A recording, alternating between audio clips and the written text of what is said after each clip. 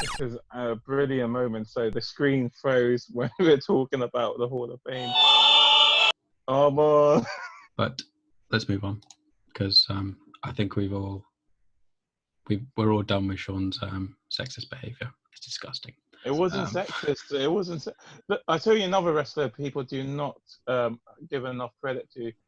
Two wrestlers, Natalya and Beth Phoenix. They were two fantastic female wrestlers that do not get enough credit for what they've done. I don't think Natalya is very good. That's why she doesn't get credit. Well, Natalya actually trained all three of the main event last year. Ronda Rousey got trained with Natalya, and obviously Charlotte. Probably why there was a botched finisher as well. Perhaps. Oh. But Natalya's. Who's a sexist now? It was a botched finisher. It was the ref didn't see it. Oh, for goodness sake, use your eyes. That's not sexism. That's just using your eyes. Right. I don't think what Armand's going to do is Cena thing. I know what it is. I'm a punk guy. Let's move on. Okay, we got Kevin Owens v Seth Rollins next. That's probably going to be the best match. I'm going to go for KO because I think he needs momentum. Based on last week's Raw, are you guys over this weird Messiah of Raw garbage? I love it. I think they've had to end the Messiah, haven't they? Isn't Seth injured? Aren't they like scrapping the Messiah and stuff? It looks like they're parting ways, really, isn't it? I mean, it's just not really. It just didn't make much sense. It was like a week or two of violent attacks, and that was it, really. I wanted to become like the new NWO because I thought that was the main emphasis beforehand when Buddy Murphy joined, and then there's people against them, and then it just looked like a new emphasis of helping other wrestlers have the limelight. AOP versus having an opportunity that was really good as well against the Viking Raiders, which is fantastic as well. Two top tag teams. It would be nice to see the Messiah angle continue because it could ultimately lead to CM Punk being the real savior coming back to fight Seth Rollins. But as you said, definitely don't get KO. our hopes up like that. The way Seth Rollins actually ripped apart. Did you guys see Raw last week when KO was in the ring trying to call out Seth Rollins, and Seth Rollins said, "You didn't even make WrestleMania last year. I've always done well on WrestleMania." Although he conveniently ignored his loss to Randy Orton, Seth Rollins destroyed him, and it looked like he destroyed him so badly that, as Armand said, he really does need a victory. KO definitely needs a match to win. Yeah, I think KO needs to end up winning a feud, man. We have to give it to KO. Yeah, I just think a couple of these feuds have just seemed kind of like they're not going anywhere, if I'm honest. This felt like one of them as well. They just kept intervening in each other's matches. Well, to be fair, most years WWE do pretty well this season round to build up the matches and get an interest into Mania one way or another. And this year, it's just been totally derailed. I mean, I don't know about you guys, but I found SmackDown unwatchable for most of the weeks. They have their moments, but it's quite hard to sit through a 2 or 3 hour show with limited production value and reruns of like matches from past pay-per-views, picking up half those shows. So I don't know, man. I haven't really followed the build-up as well as I have most years.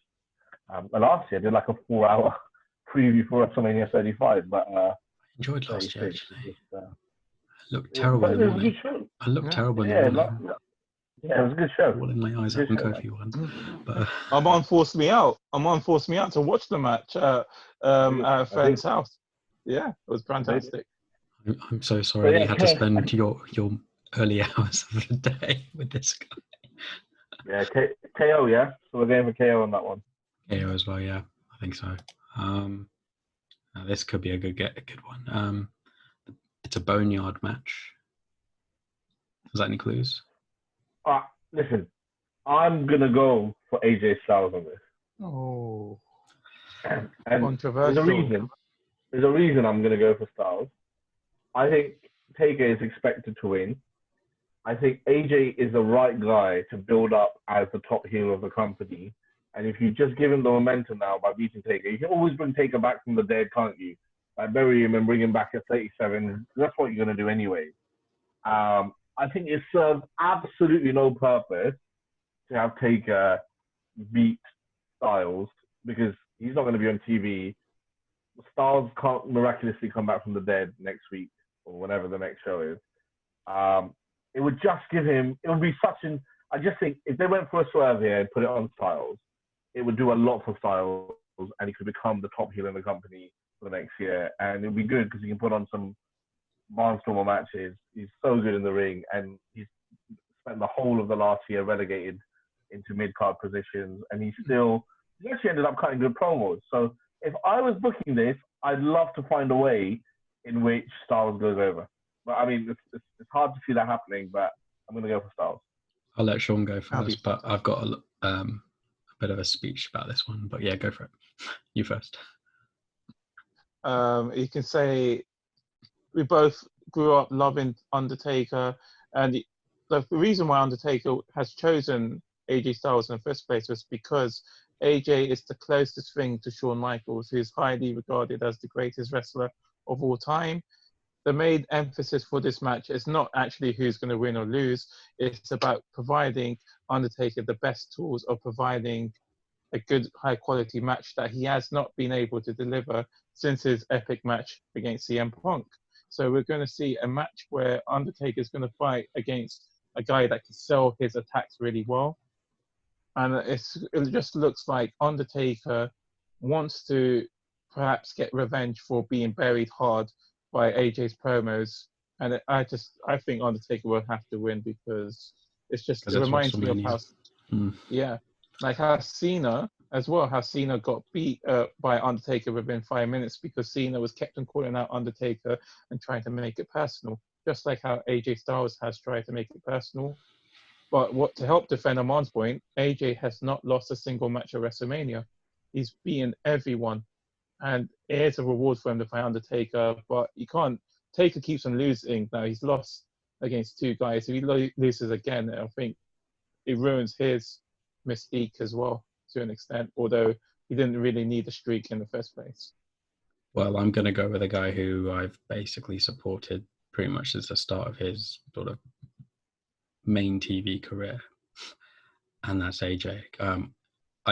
Sean will tell you I've controversially labelled him as my GOAT because when you watch a certain person that much and you see how they've grown, I think I said to Sean a long time ago when he was on TNA, wouldn't it be awesome if he actually made it to WWE and won the world title so that everyone else can see it? Because I just felt like he was not wasted on TNA, but it was just sort of, it wasn't the premium show. So, well, it still isn't, but not everyone could see what he was like and how good he was. So I've got to go with AJ. My heart says AJ. My head says AJ.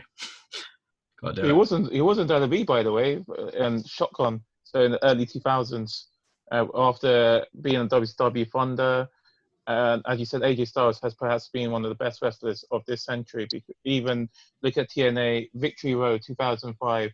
Him, Christopher Daniels, Samoa Joe. Probably one of the best matches. You could pick out so many with him in it. Yeah. Well, I mean, he was basically at TNA when it was at its absolute peak. So exactly. He's lost a little bit, but I think he's got better because the problem at TNA was they had the emphasis of high flying. When he went to IWGP, he actually learned other ways of showing his execution, became more of a technical submission. He's more of his submission game. The way he could strike became a lot better. His calculation of what moves to do had improved rather than just being a high-flying guy that he was at TNA in the first place. I love AJ. I love AJ. I think he's brilliant, but he's not GOAT. But ultimately, all I'm saying is everyone has their sort of favorite, and I think because of just like you've seen him grow from this to this, and that's purely why I've just seen every there are so many intricate moves that he just doesn't do as much anymore. Like his spiral tap is just, come on, get out of here. He just delivers it better than anyone else does on the planet. So, and the only person I can compare his drop kicks to is Hardcore Holly. that guy did awesome drop kicks. Listen, drop kicks wise, you're gonna see Okada. Yeah. Okada is at IWGP. Yeah, you got to see New Japan's Okada's drop kicks. They're on another level, mate. No, but the problem is about if we're going to shift towards Okada and things like that, we're talking about a wrestler who's probably licensed to do more actions and more, and because they've got a less of a hectic schedule. Always love saying this, like if you put Seth Rollins and AJ Styles in New Japan, they have more license to do whatever, to do things that they're doing in New Japan. And especially Seth Rollins, he's able to fight against big guys. They don't have many big guys in New Japan and these other companies. Well, Ospreay, everyone talks about as well being better than Seth Rollins, but I would love to see him fight Brock Lesnar. Because Seth Rollins is fantastic with Lesnar, even in that, as Armand alluded to beforehand, Raw shows previous matches. The Royal Rumble match between Cena, Lesnar, and Seth Rollins was amazing by all three. I mean, I'm not going to say much nice things about Lesnar. I used to defend Cena for a very long time, but he's become so part-time. I just like, all right, thanks. Keep doing your amazing charity work because you are awesome at that. But I am fed up with your part-timeness now. This guy loves him. Armand loves Lesnar. I mean Cena. So be careful. Oh no! I do like Cena, but I'm just fed up with the part-timeness. That's all. I don't like Lesnar at all, but I think you can make an argument that he's the best in-ring competitor ever. 100%. Most gifted fighter. He's got that. Yeah. Unpopular opinion, but. Well, I just think that one that's such a hard question to answer. It might need more thinking than I realise. Well, put it like this, yeah. Put it like this. I had this conversation yesterday. You can take any era of wrestling ever, and Brock Lesnar would always be champion. 100%. There'd never be an era in which Brock Lesnar wouldn't dominate the division. 100%. What if they took his steroids away from him, though? Even then. Exactly. They used more steroids. Yeah, they used more steroids in the past. So imagine how big he would be against Hulk Hogan. He'd be lifting Andre the Giant probably on his shoulder for fun. He'd look like Cartman trying to take fitness shakes without actually doing any workout or anything like that. Imagine someone giving the F5 to Andre the Giant. Oh my goodness, that'd be amazing. And you know, Armand is having a great conversation with one of our friends on a wrestling group, and the way speaking about steroids, is a funny quote that comes to my mind when they compare the creativity of wrestlers of the past and to now. And the reason Armand said you need script was him and this guy Sandeep said, imagine Macho Man off the drugs and pulling off promo. It's amazing just to think of that possibility. As a shout out to you, Sandeep, by the way.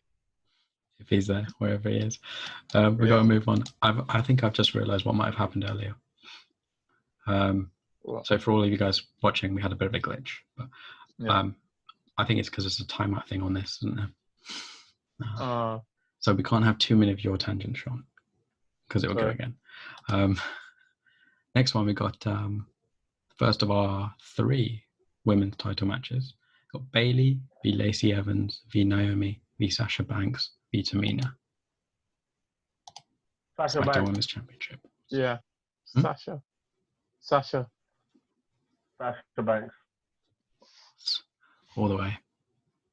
It feels like it just feels like everyone wants to say that, you know, we're talking about Alexa Bliss betraying her partner. It just feels like Sasha Banks is always being seen as someone who looks down at Bayley and will have the chance. They'll always be tight friends off, and you can see they're close outside the ring. But she does have a habit of doing this. I actually think it'll be Sasha, or my other pick would be Lacey. I think there's been enough. No, Naomi.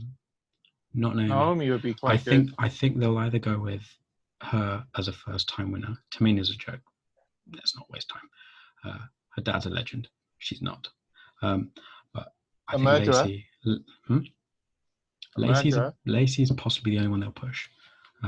Otherwise, I just don't think it'll be Bayley as champion. That's all I'm confident about, I think. She's also held on to it longer than I sort of expected, so she's had her stint as I think well. she's been misused, to be fair. She has been misused because before you go towards your next match, which may be Becky versus her opponent, the way they all three were involved with the Survivor Series match, I felt they made Bayley look like the weakest one possible, and that has actually set a precedent for a whole title reign, unfortunately. Issue I've got with Bayley is the fact that I don't really think she's got much of a repertoire. That's it. Because I mean, I look around at Becky's got a decent array. Sasha's got a very good array of moves. Bayley, a lovely cuddle. That's all it is. That's the finisher. It used to be. Yeah. Well. Yeah. But no, I mean, like even Carmella's Code of Silence submission. Ouch. That looks That's agony. good. Yeah, exactly. So, you know, I mean, like, if she wasn't suffering, yeah. No, but I'm just saying that finisher, that submission it grabs your attention. It looks pretty cool. So, yeah, exactly. That's why I think when I see the Bayley to Billy. Right. Next, according to this list, is actually John Cena v. The Fiend. Oh. I'd love to see Armand's reaction there. I'd love to see his reaction. Well, it's almost inconceivable to think that Cena wins this one because they have to push the Fiend. But the fact is, Fiend lost to Goldberg, and I think Vince is bored with him. So I'm going to go for a Cena victory. That's not me being biased because I think Wyatt should win. I'm telling you that Wyatt should win this and the Fiend should win.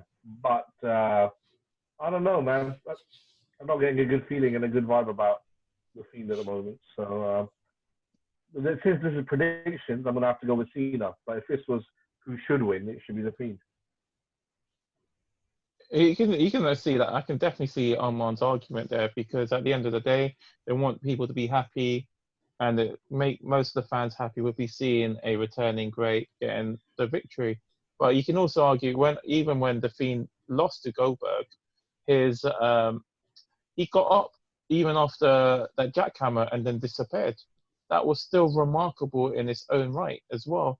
And you can also argue, a lot of people mentioned the way he lost to Seth Rollins in the Hell in a Cell, and then he had to win the following match. It feels like maybe they're going to try to have the rebirth of the Fiend again, like it was against Seth Rollins, and maybe this could even be a great time for Cena to get mentally affected. Everyone who fights the Fiend gets mentally affected, and this could lead to Cena reverting back to his Vargonomics era, which would be interesting. No, it was. I don't know about you guys, but I had the biggest smile on my face. The second biggest smile on my face last year when that happened, when he came out to that music. But because obviously Kofi, yeah, but it just made me laugh so much. I just thought, yes, I've actually missed that. Okay, like you're a Man United fan. It's my turn. It's my turn. Sorry. Thank you. It's the only way. No, I actually think Wyatt's gimmicks are pretty cool, pretty dark all the time, but they go old. They either go old. I don't think they go old that much publicly, but they clearly go old backstage, and I don't get creeped out as much anymore whenever I see, the gimmick after about 6 months or so. Yeah, I actually think Cena as well as a result. But because I just think they're fed up of another gimmick. So is he going to come back as, the old school Bray Wyatt? Maybe. Don't know. He's not going to come back with Luke Harper, that's for sure. Because we know where he's going. You guys remind me, what happened last year with Cena when he came out with the Ergonomics? Can you just remind me of that? I think it was it Elias or someone? No, was it Elias? Yeah, he interrupted Elias. Somebody was basically either singing or just being silly and trying to rap or something, and he came out and just rapped him down to the ground, and it was just let me tell you, funny one. But I tell you what, let me tell you why it's bad, because he is a proud Boston native. New York and Boston are major rivals in baseball, and I'm not really too aware of the American sports. So let's give a football analogy. We've got a Liverpool fan here, as you know from our previous conversation with Arman. Taz is a Man United fan. Imagine a big event happening at Old Trafford and Steven Gerrard walks in with a Man United kit and saying, oh yes, I'm going to represent the greatest Premiership League team era of Man United. That would be atrocious. No. This is what he effectively did. You're not understanding, though. This isn't Steven Gerrard. This is a neutral guy who's got nothing to do with the sport, wearing both jerseys, and that can happen. Like in the UK, if you had, I don't know, like Stephen Hendry or someone from snooker coming in and wearing it, it's a bad example, but you get what I mean. It's not the equivalent of Gerrard wearing a United shirt. Come on, man. Yeah, he's always very much been, like you said, a neutral guy who's who does split opinion, but he still gets a reaction from people one way or another. At the beginning, at the beginning of his career, Sean, he used to go, when John Cena first became a wrestler before the Thugonomics, he used to go to every single, wherever he was performing, he'd wear their colours. Exactly. Yeah. Fair enough. And the only exception was last year when he came up in his normal basic Thugonomics, well, Doctor of Thugonomics attire. But I just always like to focus on the CM Punk John Cena rivalry. Even when Money in the Bank happened, what led to Punk getting punched by Cena was that he called him a New York Yankees member, and that actually generated quite a buzz back then. So this is perhaps why I'm a bit biased towards Cena than embracing it. That's all. I don't think that made any sense at all. That you're the only person that remembers that nuance in the entire feud. Anyway, you do know he doesn't actually read normal books. He just reads WWE magazines and their site.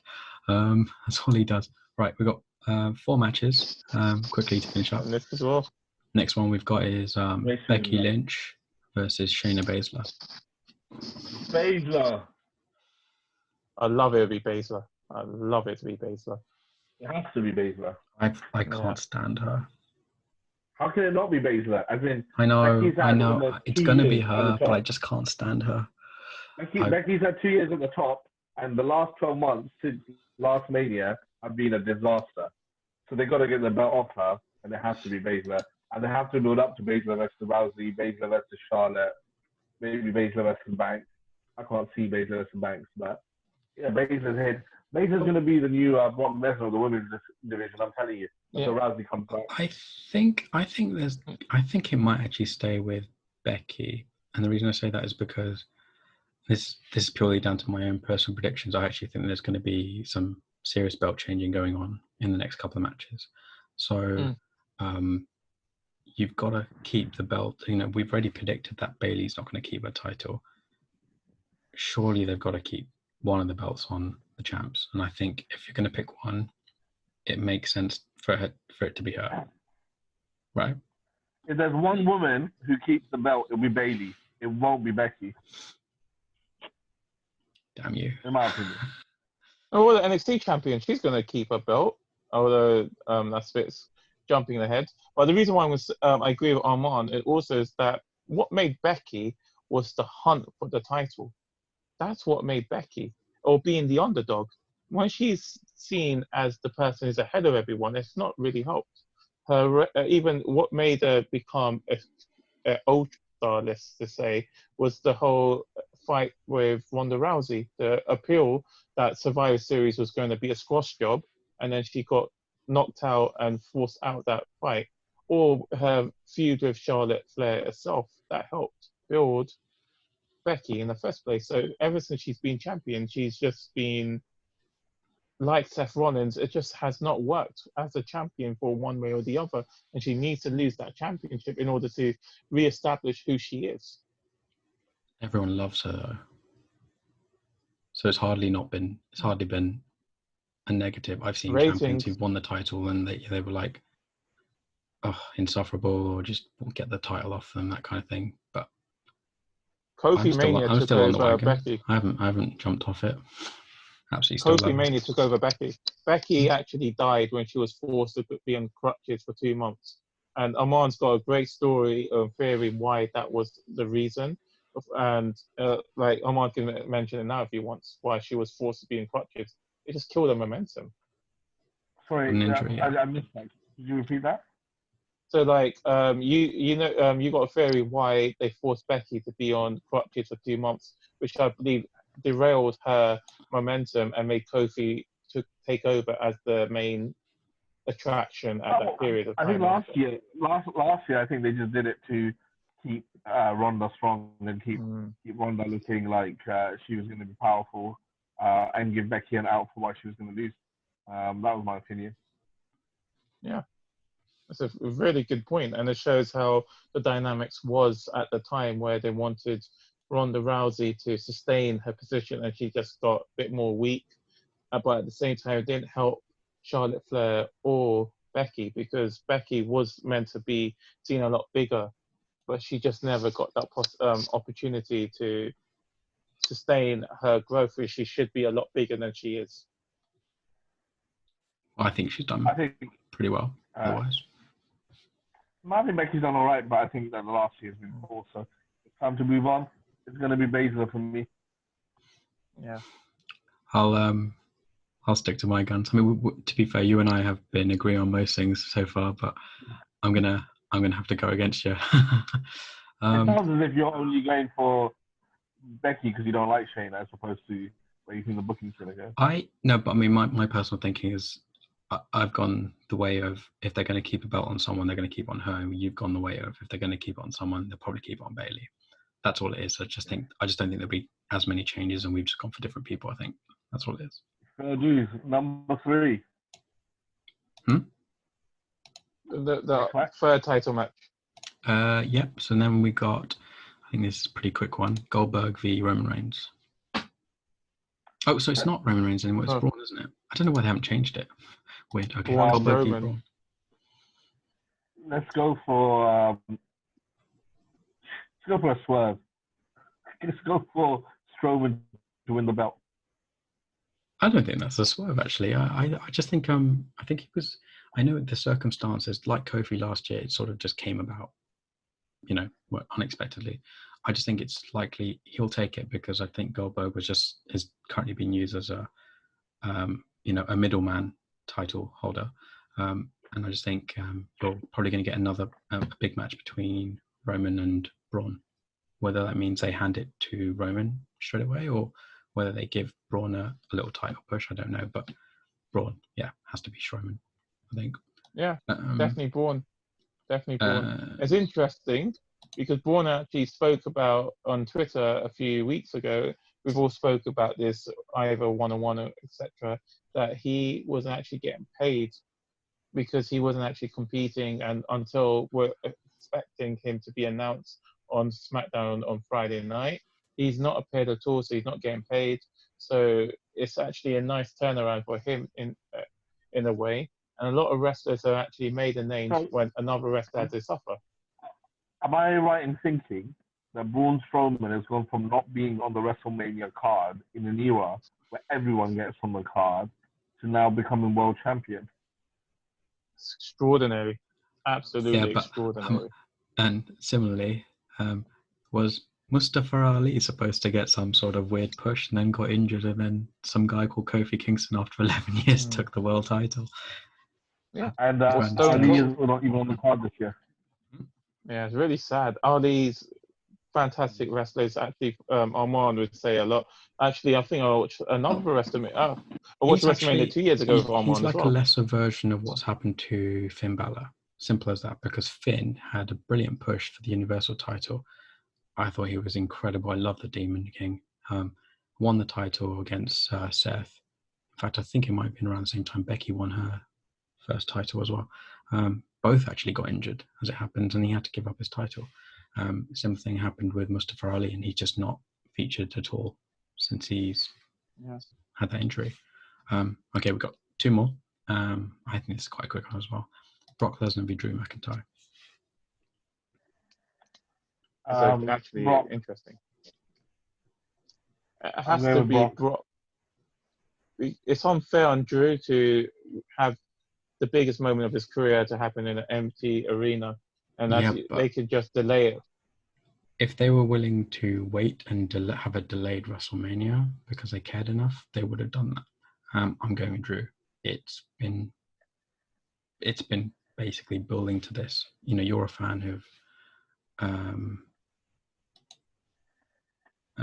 you know, No time limit. Yeah, did you see it as well?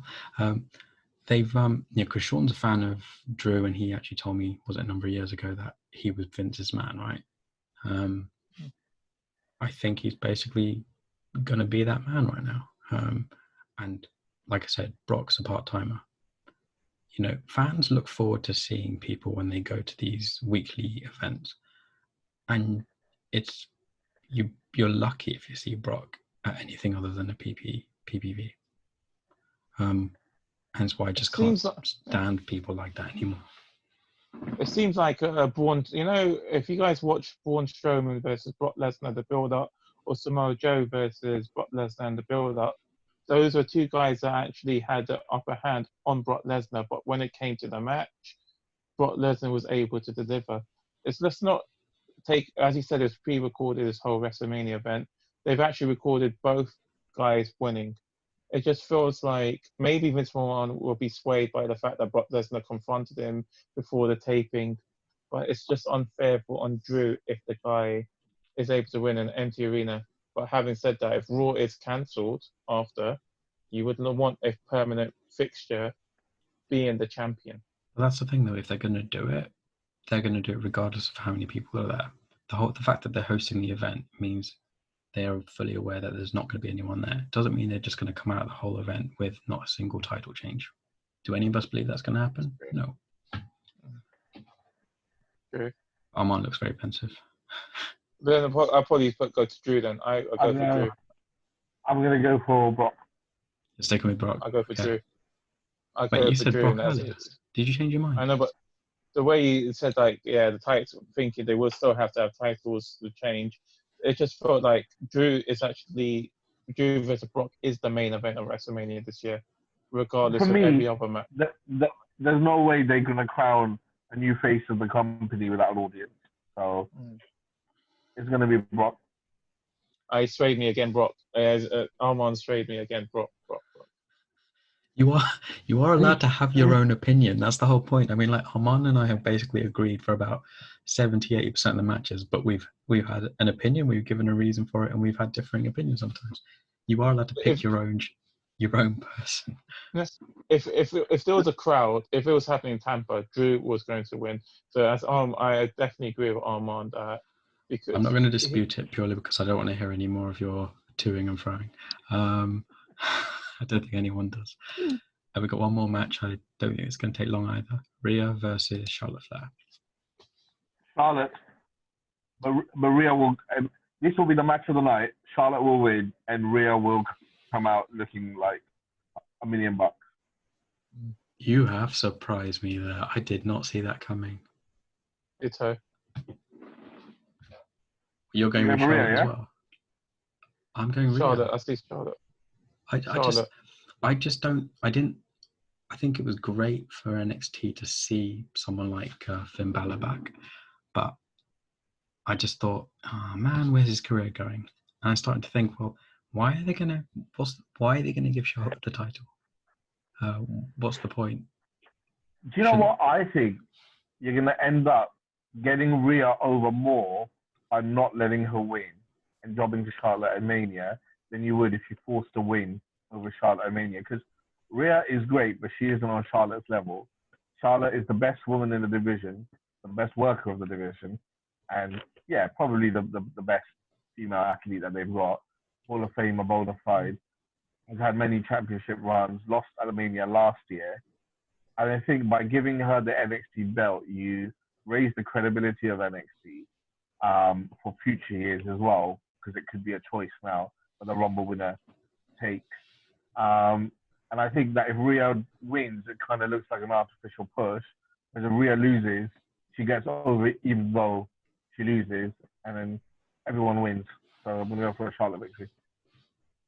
I'll stick with Rhea only because I think she'll lose the title to someone who's been given their next push in NXT. It does look like someone like Dakota Kai is getting that push at the moment. So I actually fancy it could be Dakota Kai that takes the title off her.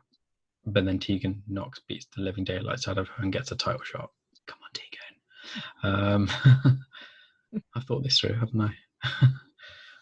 But yeah, I'm going with I think Armand thought it through. I like what Armand said. I completely agree with Armand. Like, this gave you a whole storyline and everything, and that's not thinking it through. I mean, it's just... because there's a draft going to happen. If Raw and SmackDown and NXT is to commence after WrestleMania, they're going to have a draft, and it helps NXT on the USA Network to have a big name like Charlotte as one of their champions. I'll see. Right. I think we have taken some insane amount of time for this. I thought it was going to be a really quick video. Armand's been an absolute legend for sticking with us, and particularly Sean. Thank you. I'm not thanking you, Sean. I'm just saying thank you to him for actually sticking with you for this long. But yeah, we will. Good night, lads. It's been a pleasure. Yeah, get some rest, buddy. We will pleasure, let you man. crack on.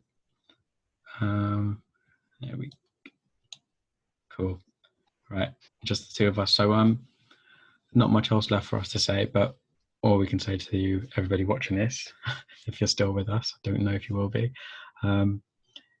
is please leave your comments below. Give us some of your highlights for the show that you're either looking forward to seeing, or even if you've seen this and you've seen the show and then you've watched this and then you thought, well, I really like this match. Give us your matches. Give us your favorite matches, your thoughts. But yeah, don't forget to like the video. And tell us if you want to see Sean in his wig again. And of course, Or his facial expressions. His facial expressions, amazing. I'm hoping that the freeze has your facial expression. No, it was probably the best facial expression. You say no, but 2 out of 3. So it was amazing as you guys were claiming I was saying something derogatory. 1v1 at the moment. But yeah, as ever, guys, if you've already seen some of our videos, but you haven't done so already, or if this is your first time watching us, please don't forget to subscribe just down there. Yeah, watch some more of our videos. Let us know if you want to see more wrestling related content, because I'm trying to get Sean to do a weekly summary of what's been going on. He's wimping out, but I think he'll maybe be up for it if more of you want to do it. We're a team. No, I'm giving you Taz and Sean. I'm giving him the opportunity to actually take the reins of the show by himself, and he's wimping out. So if enough of you say you want to see it, then we'll make him do it. Right. Until then, you guys are going to see this just before Mania, or the first day of Mania airs. So all I can say is enjoy the event, if you're still in one piece. Yeah, we'll see you on the other side. Take it easy, guys.